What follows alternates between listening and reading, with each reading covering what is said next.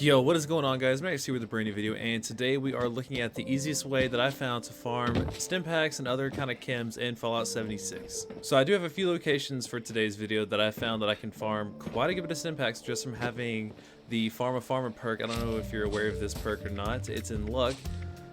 So the base model, you get 40% chance to find extra stimpaks, not necessarily stimpaks, but extra chems, I should say. There are 3 different levels to this perk, the second one being a 60% chance to find extra first aid chems.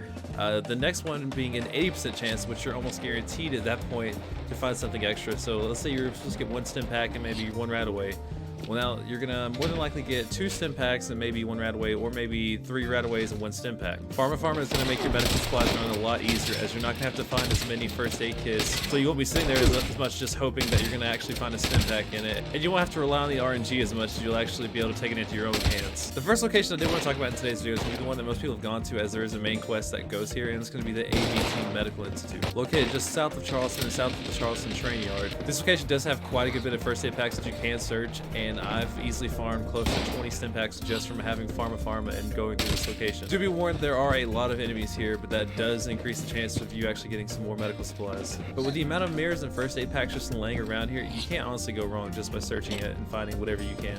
Do be aware that when you are in this location, you will have to keep an eye out, as there are certain spots on certain desks where you can actually find stimpaks or radaways, as well as a few shells whenever you're searching some of the stock rooms. This location also has a very large locked room, which does have quite a bit of medical supplies as well, as they will just be sitting on the shelves and laying out and about, so you do have to keep a watchful eye. If you need to code this location, if you don't want it, I'm gonna say it now, so just go ahead and skip like 10 seconds ahead, but it is 011986, and this is probably gonna be one of the main rooms that you definitely want to search if you are trying to farm this location to get as many medical supplies as you can. If you are coming here searching for just stimpaks, you might be a tad bit disappointed. However, with the amount of chems that you can find, you can sell them and actually buy your own stimpaks from either players or from vending machines.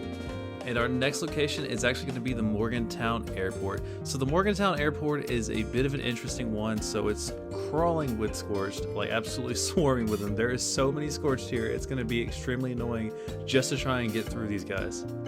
However, once you do finally make it through, there is a good bit of medical supplies waiting for you, not just outside in the tents, but also you have to make sure you go in the building and also behind the building. So behind the building is going to be where most of them are, as that's where technically their tents were to, I guess, kind of heal and treat people that were infected with Scorched disease. So that's where the sheer amount of numbers is going to come from for most of the chems. A lot of it is going to be stimpaks and radaways, fortunately enough. The rest of it, you might get a few medexes and psychos. I got a few times that I did try this to make sure it was working okay. But for the most part, you're just going to get about what you would normally expect. It's the same as if you went to AVR Medical Center. There's not a whole lot different with this one. You're swarming with Scorched. They're going to be extremely annoying for the longest time. It's going to take quite some time to clear them. It's always better if you do have a friend with you. Yeah, this is like a lower level area, mostly just for beginners. Well, not necessarily for beginners. It's more for when you come fresh out of Vault 76. Since the early quests do end up taking you here, so that's most likely when people do come here.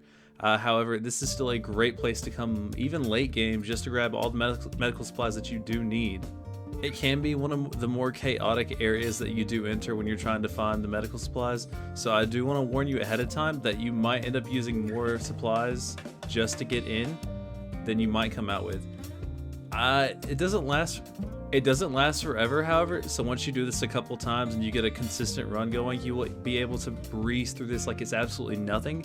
It's mostly just when you first start. It kind of gets annoying knowing where all the Scorched are, because there's only like 60, 70 of them, you know, nothing too crazy.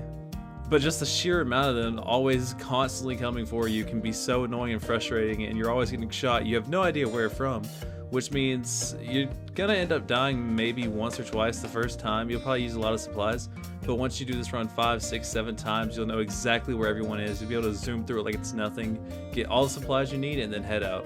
This would be a place I would go for just a solo run. I would, try and incorporate this in like a larger scale run. So if you're like very low on supplies, you need some instantly, I would probably go to AVR first. But if you want like a daily routine, like I'm gonna go here, and here, then I would definitely follow the schedule of going to AVR, then straight to Morgantown Airport. And after that, we'll get to the last location that I'll talk about in just a second.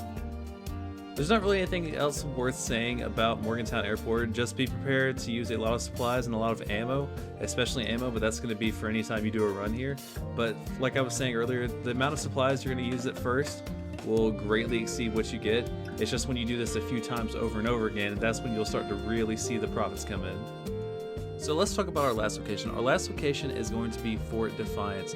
Now, Fort Defiance isn't really known for its medical supplies. It's more or less known for its ammo and for the sheer amount of just junk you can actually get here. Most people will come here just for their ammo farming. However, it is a outstanding place to get a lot of medical supplies and including food for some strange reason as well.